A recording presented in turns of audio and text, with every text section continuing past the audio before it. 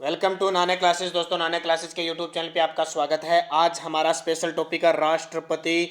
और अब तक हम भाग 4 तक पढ़ चुके हैं। जैसे कि आपको पता है, संविधान के 22 भाग हैं। 4 भागों के बारे में पढ़ चुके हैं। चौथा हमने कल पढ़ा था नीति निर्देशक तत्व। आज हम बात करेंगे भाग 5 अध्याय फर्स्ट, संघीय कार्यपालिका, जिसमें खास करके राष्ट्रपति की अहम भूमिका होती है।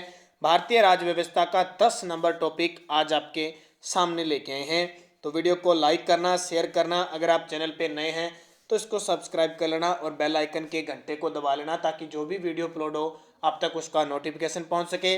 और अगर आपने अनअकैडमी ऐप डाउनलोड नहीं किया है, RPSC-RS फाउंडेशन बैच कोर्स प्रारंभ हो चुका है 2021 के लिए 2 दिसंबर से।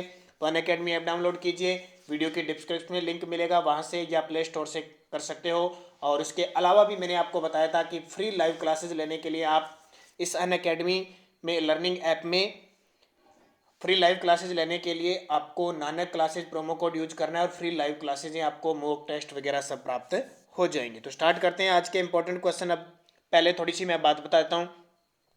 सरकार, ठीक है, संघीय सरकार। अब कहते हैं संघीय सरकार यानी संघ की सरकार, केंद्रीय सरकार। तो सरकार के 3 अंग होते हैं, पहले तो ध्यान रखना, व्यवस्थापिका, कार्यपालिका और न्यायपालिका। अब कई बार ये होता है कि सर राष्ट्रपति किस में आता है, या कार्यपालिका में आता है या व्यवस्थापिका में आता है। तो ध्यान रखना, व्यवस्थापिका का रूप ही हमारे भारत में संसद है। संसद के 3 अंग होते हैं, लोकसभा, राज्यसभा और राष्ट्रपति। इसका मतलब राष्ट्रपति व्यवस्थापिका में भी आएगा। और कार्यपालिका का जो प्रधान होता है, हमारे देश की कार्यपालिका का जो प्रधान कौन होता है, राष्ट्रपति होता है।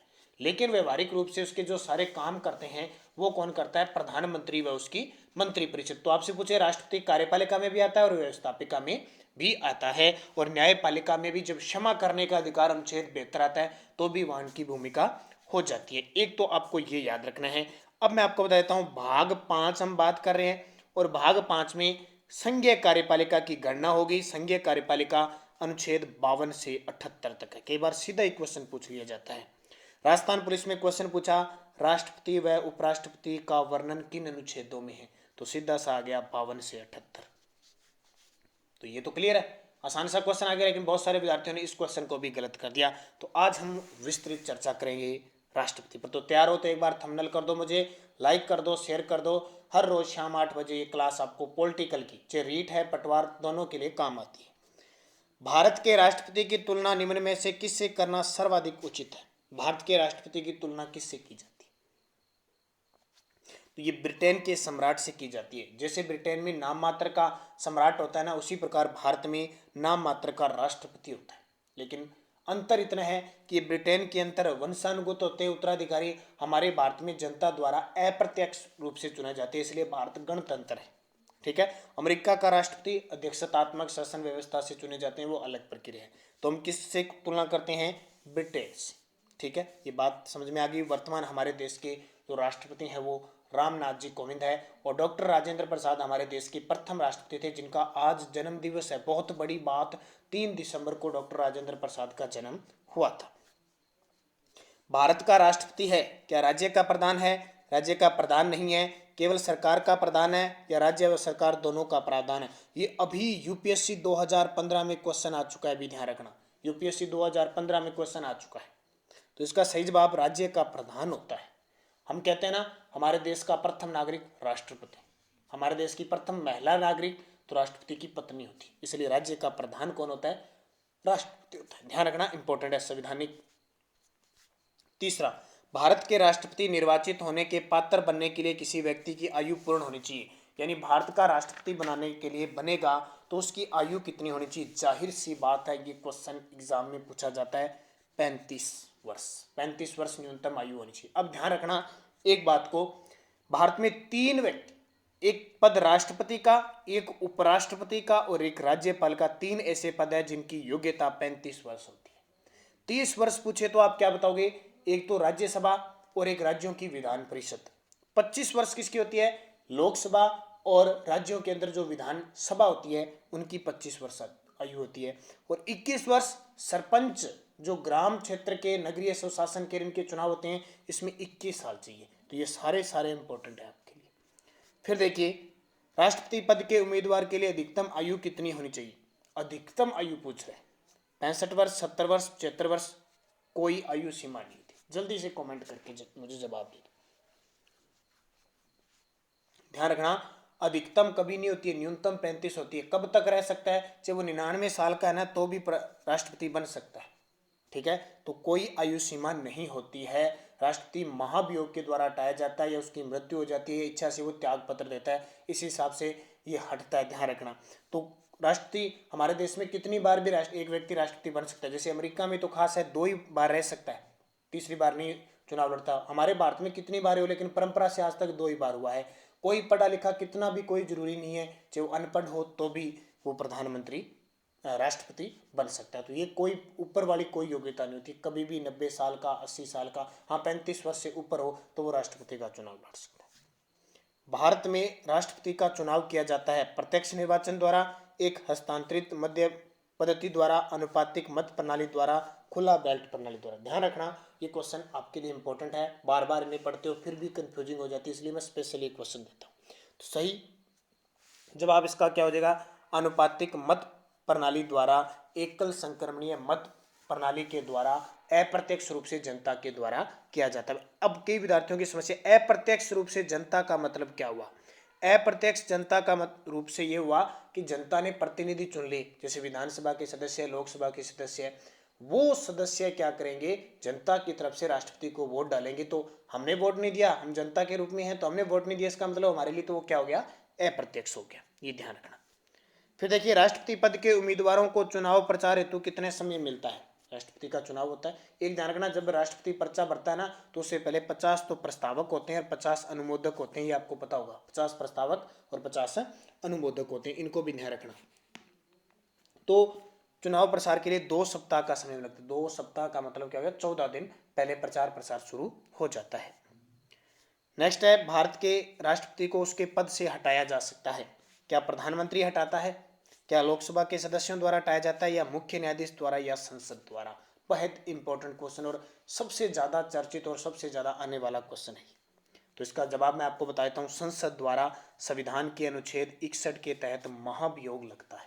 अब कई विद्यार्थियों के मन में हो तो ध्यान रखना, मैं एक ट्रिक बता देता हूँ आपको। राष्ट्रपति के पदों के लिए यानी राष्ट्रपति के अनुच्छेद कौन कौन से हैं, सूत्र याद रखना। रासनी री पप्पू, रासनी री पप्पू, योग्यता, योग्यता, शरत, शपथ, महाभियोग। रासनेरी पप्पू, योग्यता, शर्त, शपथ, महाभियोग। देखो अनुच्छेद 52 से याद रखना, ये तो याद रखनी है। 52 में एक राष्ट्रपति होगा, सहस्य शक्ति, कार्यपालिका शक्ति 53 में, फिर 54 में उसका निर्वाचन कैसे होगा, रीति तरीका उसका 55 में, फिर देखो पद 56 में, पुनर्निर्वाचन 57 में, योग्यता 58 में, शर्त 59 में, शपथ 60 में और महाभियोग 61 में। यहां से क्वेश्चन आता है, या तो शपथ का पूछेगा, या योग्यता का पूछेगा, या महाभियोग का। तो 61 में महाभियोग और संसद के द्वारा महाभियोग लगती है। आपको पता ही है, लोकसभा में लग सकती है, राज्यसभा में, लेकिन जो भी पहले लगाता है उसको 14 दिन पूर्व 1/1/4 सदस्यों के द्वारा लिखित में राष्ट्रपति के पास पहुंचना चाहिए भी हम इसके लिए आपको हटा रहे हैं, और उसके बाद में प्रक्रिया होती है और महाभियोग लग जाता है। कार्यकाल पूरा होने पर पहले भारत के उपराष्ट्रपति जिन्होंने अपने पद हटा दिया था, कार्यकाल पूर्ण होने से पहले भारत के से कौन से राष्ट्रपति थे जिनको अपने पद से कार्यकाल पूर्ण होने पर पहले भारत के राष्ट्रपति को उनके पद से कौन हटा सकता है? तो वापस वही क्वेश्चन आ गया, लेकिन थोड़ा चेंज हो गया। संसद में महाभियोग लगाकर ही आप राष्ट्रपति को हटा सकते हो, और कोई प्रक्रिया नहीं है भारत में। सबसे आपसे पूछे किस पद के लिए सबसे जटिल प्रक्रिया हटाने की, तो वो राष्ट्रपति की है। वैसे राष्ट्रपति त्यागपत्र उपराष्ट्रपति को देके हट सकता है, ठीक है। और दूसरा, अगर वो मान लो शारीरिक रूप से कमजोर हो जाए या कोई और समस्या है तो वो त्यागपत्र किसको दे सकता है? उपराष्ट्रपति को दे सकता है, या उसकी मृत्यु हो जाती है। तो मेन होता है महाभियोग। राष्ट्रपति को निम्न में से कौन पद और गोपनीयता की शपथ दिलाता है? अब आजकल ध्यान रखना, बहुत सारे विद्यार्थी मैंने देखे इतनी गहराई से क्वेश्चन पढ़ते हैं कि एग्जाम में सीधे सीधे क्वेश्चन गलत करके आते हैं। तो पहले गहराई की जरूरत नहीं है, पहले त्याग पत्र, शपथ, आयु, निर्वाचन ऐसे याद करो, यही क्वेश्चन बनते हैं और ये एग्जाम में आते हैं। तो शपथ कौन दिलाता है? जाहिर सी बात है, राष्ट्रपति भारत का प्रथम नागरिक होता है और कार्यपालिका व्यवस्थापिका दोनों में काम करता है, और इन दोनों के लिए एक और बनाई गई है न्यायपालिका। इसका मतलब राष्ट्रपति से ऊपर एक ही चीज है, न्यायपालिका, और वो वहां का होता है मुख्य न्यायाधीश। भारत का मुख्य न्यायाधीश राष्ट्रपति को शपथ दिलाएगा, पद और गोपनीयता की शपथ दिलाएगा। ध्यान रखना, त्यागपत्र राष्ट्रपति किसको देता है? त्यागपत्र, त्यागपत्र वो उपराष्ट्रपति को देता है। ठीक है, समझ में आ गई। अब बात आती है भारत का अगर मुख्य न्यायाधीश उपस्थित न हो उस समय तो शपथ कौन दिलाएगा? तो या तो अतिरिक्त मुख्य न्यायाधीश होगा या फिर वरिष्ठ न्यायाधीश है वो शपथ दिला देगा। राष्ट्रपति संविधान के किस अनुच्छेद के तहत भारत के मुख्य न्यायाधीश के समक्ष शपथ ग्रहण करते हैं? अभी मैंने आपको सूत्र बताया था, तो उसमें शपथ आती है अनुच्छेद 60 पर, अनुच्छेद 60 में। तो अनुच्छेद 60 सही जवाब इसका हो जाएगा। नेक्स्ट देखिए, यदि मृत्यु, त्यागपत्र अथवा हटाए जाने की स्थिति में भारत के राष्ट्रपति को का पद रिक्त हो जाए तो उस पद का कार्यभार कौन संभालेगा? मान लो हटा दिया, मृत्यु हो गई या त्यागपत्र दे दिया, अब वो खाली होगा ना राष्ट्रपति का पद। ये बेहद इंपॉर्टेंट है, याद रखना। अगर राष्ट्रपति का पद खाली हो जाए तो क्या बनेगा भाई? तो क्या बनेगा? ध्यान रखना, उपराष्ट्रपति काम करेगा। कौन करेगा? उपराष्ट्रपति काम करेगा अनुच्छेद 62 के तहत। राष्ट्रपति पर आकस्मिक रिक्त हो जाने पर उपराष्ट्रपति काम करेगा, लेकिन ध्यान रखना वो उपराष्ट्रपति के रूप में काम नहीं, वो उपराष्ट्रपति 6 माह के लिए कार्यवाहक राष्ट्रपति के रूप में काम करेगा। किस रूप में? कार्यवाहक राष्ट्रपति के रूप में काम करेगा। सिर्फ 6 महीने, उसके बाद में 6 महीने के बाद चुनाव करवाने आवश्यक है, चुनाव करवाए ही जाते हैं। और आज तक आपको पता होगा कि एक बार ऐसा हो गया था कि अब उपराष्ट्रपति भी नहीं है, अगर कार्यवाहक उपराष्ट्रपति भी उस समय नहीं है तो सर्वोच्च न्यायालय का मुख्य न्यायाधीश काम करेगा। एक बार ये हो गया था। एक बार ये कैसे हो गया कि जब डॉक्टर जाकिर हुसैन थे वो राष्ट्रपति थे, उनकी मृत्यु हो गई और उपराष्ट्रपति थे वीवी गिरी, उन्होंने भी पद छोड़ दिया उपराष्ट्रपति का, क्योंकि राष्ट्रपति के चुनाव के लिए अब दोनों समाप्त हो गए। तो उस समय मुख्य न्यायाधीश थे उपराष्ट्र कौन थे? मुख्य न्यायाधीश मोहम्मद हिदायतुल्ला थे, वो कार्यवाहक राष्ट्रपति बने थे। तो ध्यान रखना, राष्ट्रपति नहीं हो तो उपराष्ट्रपति, उपराष्ट्रपति नहीं हो तो मुख्य न्यायाधीश। और मुख्य न्यायाधीश भी संयोग बस, पहली बात तो आज तक हुआ नहीं हो तो वरिष्ठ न्यायाधीश संभालेगा।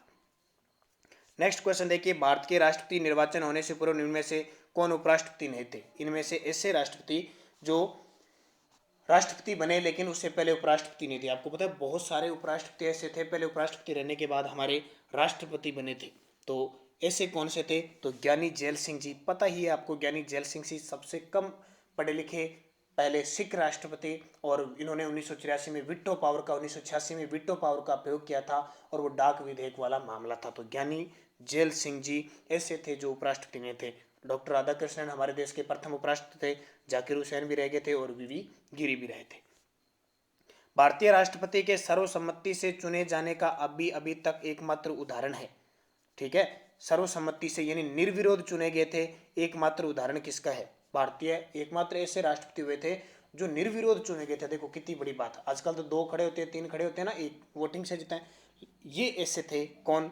नीलम संजीव रेड्डी। कौन थे?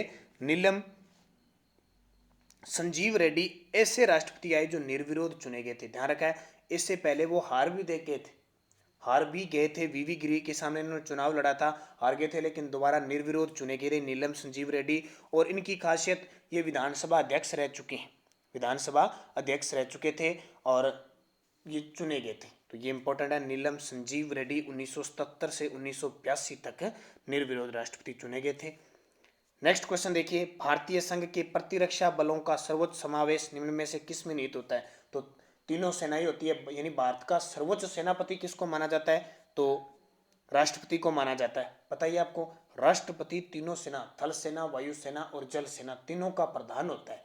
अब आपको पता होगा जल सेना, वायु सेना और नौसेना यानी जल सेना का, इनके साथ एक सहायक और बना दिया सीडीएस, वो इनके बराबर का। ये ध्यान रखना, बस ये 3-3 स्टार, इसको स्टार 4 कर दिया, ये सहायक है इनका साथ नहीं है, लेकिन इन सब के ऊपर है वो राष्ट्रपति है, ध्यान रखना। तो ये तीनों सेनाओं का ये भी क्वेश्चन आता है। राष्ट्रपति द्वारा संसद के दोनों सदनों के लिए कुल कितने सदस्यों को नामित किया जाता है? ये बहुत इंपॉर्टेंट, लेकिन अब इसमें कुछ चेंजिंग हो गई है भाई, ध्यान रखना, इसमें कुछ चेंजिंग हो गई है। दोनों सदनों के कुल कितने सदस्यों को नामित करता है? अब इसका जवाब आपको देना है, यह क्वेश्चन आपके लिए छोड़ दूं मैं, क्योंकि कुछ परिवर्तन अब हुआ है। अब दोनों सदनों का मतलब एक तो है लोकसभा और एक है राज्यसभा। लोकसभा में राष्ट्रपति 2 सदस्यों को, राज्यसभा में 12 सदस्यों को नामित करता है, ये पता है ना आपको। लेकिन ध्यान रखना, वर्तमान में ये 2 सदस्य आंग्ल भारतीयों को हटा दिया गया है। लोकसभा में 2 आंग्ल भारतीयों को चुना जाता था ना, वो प्रक्रिया अब हटा दी गई है। इसका मतलब ये नहीं है। और राज्यसभा के अंदर 12 ऐसे व्यक्तियों को जो कला, विज्ञान, साहित्य, समाज सेवा में निपुण हो, उनको नियुक्त किया जाता है। इसका मतलब अब कुल कितने सदस्यों को करेंगे, तो 12 उत्तर आएगा, न कि 14, क्योंकि 2 को हटा दिया। आंगल भारतीय अब नामित नहीं होंगे, अब मनोनीत नहीं करेगा राष्ट्रपति, तो ये ध्यान रखना। विदेशी देशों के सभी राजदूतों का, कमिश्नरों का प्रत्यय पत्र किसके द्वारा प्राप्त किया जाता है, ध्यान रखना। थोड़ी सी लैंग्वेज में शायद गड़बड़ी है, थोड़ा मैं बता देता हूँ आपको। कई बार क्या होता है, कमिश्नरों के प्रत्यय पत्र के द्वारा प्राप्त किए जाते हैं। तो कौन प्राप्त करता है, राष्ट्रपति करता है। यानी विदेशों में हमारे राजदूत नियुक्त है, और विदेशों के भी हमारे प्रतिनिधि, इनके के बीच पत्र व्यवहार जो होता है, पत्र की प्रक्रिया जितनी भी होती है वगैरह, सब कौन देखता है, राष्ट्रपति की अनुमति होती है। जब कोई विधेयक संसद द्वारा पारित हो जाता है तो राष्ट्रपति को अधिकार है कि वे उसे संशोधित कर सकता है, अस्वीकार कर सकता है, अपने पास अनिश्चित काल तक नहीं रख सकता, पुनर्विचार के लिए वापस भेज सकता है। तो ये पता ही है, कोई विधेयक संसद में पारित हो गया तो राष्ट्रपति के अधिकार को पुनर्विचार के लिए वापस भेज सकता है। अब मैं थोड़ी सी और प्रक्रिया बता देता हूँ कि राष्ट्रपति पहली बार लोकसभा राज्यसभा में पास हो गया तो राष्ट्रपति पढ़कर अगर उसे कुछ संशोधन करना है या कुछ भी करना है तो वो पुनर्विचार के लिए भेजेगा। अगर ध्यान रखना, दोबारा अगर दोनों सदनों से पास होने के बाद राष्ट्रपति के पास आ गया तो राष्ट्रपति बाध्य है कि उसको पास करना पड़ता है, ये ध्यान रखना। संविधान के अनुच्छेद 124 के अंतर्गत राष्ट्रपति निम्न में से क्या कर सकता है, क्या कर सकता है, अनुच्छेद 124 कह रहा है। सर्वोच्च न्यायालय से परामर्श ले सकता है, सर्वोच्च न्यायालय के न्यायाधीशों की नियुक्ति करता है, उच्च न्यायालय के न्यायाधीशों की नियुक्ति करता है, या फिर नियंत्रक महालेखा परीक्षक की नियुक्ति करता है। तो जाहिर सी बात है, आप पढ़ते हो संविधान का अनुच्छेद 124, सर्वोच्च न्यायालय के गठन की बात की गई है और उसके न्यायाधीशों की नियुक्ति की बात की गई है। तो राष्ट्रपति सर्वोच्च न्यायालय के न्यायाधीशों की नियुक्ति करता है। अनुच्छेद 124 ही है, लेकिन वैसे आपसे पूछना, भारत के जितने भी उच्च न्यायालय हैं और एक है सर्वोच्च न्यायालय, उन सब के मुख्य न्यायाधीशों की नियुक्ति हमेशा राष्ट्रपति करता है, ध्यान रखना, ठीक है। वैसे और राष्ट्रपति शपथ किसको लाता है, मुख्य न्यायाधीश को शपथ दिलाता है, जो सर्वोच्च न्यायालय का है। बाकी अन्य न्यायाधीशों को वो मुख्य न्यायाधीश दिलाते रहते हैं। संविधान के किस अनुच्छेद के अंतर्गत राष्ट्रपति संघीय मंत्रिपरिषद की सलाह मानने के लिए बाध्य है, राष्ट्रपति किस अनुच्छेद के अंतर्गत, अनुच्छेद 74। दो अनुच्छेद आपने बहुत इंपॉर्टेंट पढ़े होंगे, अनुच्छेद 74 और 75। अनुच्छेद 74 में क्या है कि राष्ट्रपति को सलाह देने के लिए एक मंत्री परिषद होगी जिसका प्रधान प्रधानमंत्री होगा, ये अनुच्छेद 74 में है। इसका मतलब सलाह मानने के लिए बाध्य। सारे काम आप अपने बहुत सारे विद्यार्थी ऐसे होंगे राष्ट्रपति रामनाथ जी कोविंद की शक्ल नहीं देखे होगी, क्या बहुत कम जानते हैं वो कहाँ के हैं, क्या थे, क्या कुछ नहीं जानते। आप नरेंद्र मोदी जी के बारे में सारा जानते हो, क्यों, क्योंकि आप अनुच्छेद 74 के तहत राष्ट्रपति को सहायता देने वगैरह के लिए काम करते हैं और प्रधानमंत्री करते हैं, इसलिए तो नरेंद्र मोदी नाम आता है ना। अनुच्छेद 75 में राष्ट्रपति उसकी नियुक्ति करता है प्रधानमंत्री की। तो अनुच्छेद 74। भारतीय संविधान का निम्न में से कौन सा अनुच्छेद भारत के राष्ट्रपति में अध्यादेश जारी करने की शक्ति प्राप्त करता है, बहुत ही इंपॉर्टेंट, बार बार एग्जाम में आता है कि अध्यादेश जारी करने का अधिकार किसको है संसद में। यानी अध्यादेश का मतलब क्या होता है, अस्थायी कानून, जब जरूरत पड़े और संसद का सत्र नहीं चल रहा हो तो राष्ट्रपति मंजूरी दे सकता है अनुच्छेद 123 के तहत, ठीक है। और उल्टा कर देना, 1 2 3 को कर देना 2 1 3, इसके तहत राज्यपाल अध्यादेश जारी करता है। और फिर वो क्या करता है, जब भी संसद का सत्र चलता है ना तो 6 सप्ताह तक उसको पास करवाना जरूरी है, अगर पास नहीं होता है तो वो अपने आप समाप्त हो जाता है। निम्न में से कौन सा राष्ट्रपति के निर्वाचन का भाग है परंतु उसके महाभियोग अधिकरण का भाग नहीं है, निम्न में से कौन सा निर्वाचन का तो भाग है परंतु उसके महाभियोग, यानी कहने का मतलब जब राष्ट्रपति का चुनाव होता है ना तब वो भाग लेता है लेकिन महाभियोग में भाग नहीं लेता, कौन सा है।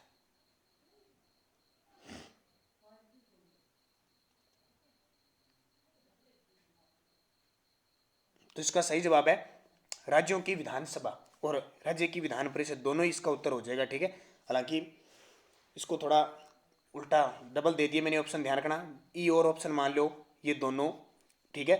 अब राष्ट्रपति के चुनाव में भाग कौन लेता है, ये एक बड़ी बात है। तो राष्ट्रपति के चुनाव में हमेशा ध्यान रखना, लोकसभा, राज्यसभा, राज्यों की विधानसभा, दिल्ली और पांडिचेरी की विधानसभा के सदस्यों के निर्वाचित सदस्य सारे भाग लेते हैं। जब महाभियोग की बात आती है ना तो सिर्फ लोकसभा और राज्यसभा ही महाभियोग में भाग लेते हैं। तो इनमें कंफ्यूज मत हो जाना कि जिन्होंने चुनाव कराया वो इसको हटाएंगे, नहीं, लोकसभा संसद ही हटा सकती है, बस ध्यान रखना, बाकी कोई नहीं हटा सकता। भारत के राष्ट्रपति पद से संबंधित निम्न में से कौन सा कथन सही है। भारत के राष्ट्रपति को विशेष मामलों में किसी अपराधी को समाधान की शक्ति है, क्षमा कह सकते हैं, समाधान, क्षमा की शक्ति है, बिल्कुल है। विशेष मामलों में अपराधी को क्षमा कर सकता है राष्ट्रपति। राष्ट्रपति अध्यादेश प्रख्यापित तब भी कर सकता है जब संसद में 70 हो। क्या तब कर सकता है? आपातकाल के दौरान राष्ट्रपति राज्यसभा को भंग कर सकता है। राष्ट्रपति को आंग्ल भारतीय समुदाय से 2 सदस्य लोकसभा में नाम निर्देशित करने की शक्ति है। अब तक तो थी पहले, ये तो सही, अब तक तो पहले सही था, क्या अब सही है? तो इसमें ये क्या क्या है, कौन सा कथन सही है? तो ध्यान रखना, अब इसमें यहां ऑप्शन के हिसाब से तो एक ही सही है, प्रख्याता भी कर सकता है जब संसद में 70 हो। ये 1 नंबर इसका सही है। ये भी नहीं है, क्योंकि जरूरी नहीं है कि 70 चले तो ये अध्यादेश जारी कर सकता है, पहले भी कर सकता है। ये भी गलत हो गया, ये सही है, क्षमादान है, क्षमादान की शक्ति है, ये सही है। और ये राज्यसभा तो कभी भंग होती नहीं है, ये वैसे ही गलत हो गया। और राष्ट्रपति को आंग्ल भारतीय, ये अब बंद ही हो गया। तो आपको उत्तर एक ही करना है, ठीक है। वैसे इसमें कई दे रखे हैं, क्योंकि थोड़े से ओल्ड क्वेश्चनों के हिसाब से ना, पहले के हिसाब से ध्यान रखना। तो उत्तर इसका आंसर जो हो जाएगा 1 नंबर ही सही होगा। क्या होगा? 1 नंबर ही सही होगा। नेक्स्ट है, राष्ट्रपति के चुनाव में विवाद होने पर किससे सलाह ली जाती है? कहाँ जाते हैं? अगर विवाद उत्पन्न हो जाए तो हम कहाँ जाते हैं? सलाह लेती है किससे? सर्वोच्च न्यायालय से। यानी मामला कोई होता है और राष्ट्रपति के चुनाव में कोई धांधली वगैरह हो जाती है, तो जो सामने है ना प्रतिपक्षी, वही सर्वोच्च न्यायालय में जा सकता है। ऐसे नहीं हर कोई आदमी चला गया। मान लो 2 चुनाव हो रहे हैं, आपको लग गया किसी भी प्रकार की कोई धांधली हुई है या कुछ हुआ है, तो वो दूसरा अगर शिकायत करता है तो ही सर्वोच्च न्यायालय फैसला देता है, वरना कुछ नहीं होता है। जब राष्ट्रपति तथा उपराष्ट्रपति का पद खाली हो तो भारत के राष्ट्रपति के पद पर कौन होता है? ये क्वेश्चन मैंने आपको बता दिया। अगर राष्ट्रपति और उपराष्ट्रपति दोनों ही पद खाली हो जाए तो भारत का मुख्य न्यायाधीश संभालता है। ये क्वेश्चन मैंने बता दिया। और एक बार आज तक घटना घटित हो गई, कौन सी? जब जाकिर हुसैन की मृत्यु हो गई और वीवी गिरी ने पद छोड़ दिया उपराष्ट्रपति का, तो पद खाली हो गया, मोहम्मद हिदायतुल्ला बने थे। अब क्वेश्चन पूछ ले, मोहम्मद हिदायतुल्ला 20 जुलाई से 24 अगस्त 1969 तक रहे थे। तो इंपॉर्टेंट है, ध्यान रखना, मोहम्मद हिदायतुल्ला एक ऐसे कार्यवाहक राष्ट्रपति रहे थे, वो मुख्य न्यायाधीश भी बने, उपराष्ट्रपति बने और कार्यवाहक राष्ट्रपति बने। भारत के निम्नलिखित राष्ट्रपतियों में से कौन सा कुछ समय के लिए गुटनिरपेक्ष आंदोलन के महासचिव भी थे? गुटनिरपेक्ष के महासचिव भी रहे थे, तो हमारे ज्ञानी जैल सिंह जी रहे थे। भारत के प्रथम मुस्लिम राष्ट्रपति कौन थे? भारत के प्रथम मुस्लिम राष्ट्रपति कौन थे? तो ये आप बता सकते हो, डॉक्टर, कौन से डॉक्टर? क्या एपीजे अब्दुल कलाम थे या डॉक्टर जाकिर हुसैन? तो जाकिर हुसैन थे, 1967 से 69 तक रहे थे, प्रथम मुस्लिम राष्ट्रपति थे, अल्पसंख्यक राष्ट्रपति थे और पद पर रहते हुए इनकी मृत्यु हुई थी। और राष्ट्रपतियों में इनका कालाव सबसे कम था, ठीक है। तो ये इंपॉर्टेंट। अगला क्वेश्चन देखिए, निम्न में से किस भौगोलिक क्षेत्र को अनुसूचित क्षेत्र घोषित करवाने का संवैधानिक अधिकार किसको है? किसी भौगोलिक क्षेत्र को अनुसूचित क्षेत्र घोषित करने का संवैधानिक अधिकार किसको है? तो ये राष्ट्रपति को है। किसको है? राष्ट्रपति को है। फिर यदि भारत का उपराष्ट्रपति अपना पद त्याग करने का निर्णय लेते हैं तो वे अपना त्याग पत्र किसे देंगे? तो अपना वो त्याग पत्र किसे देंगे? कल का टॉपिक हमारा रहेगा उपराष्ट्रपति पर स्पेशल। आज राष्ट्रपति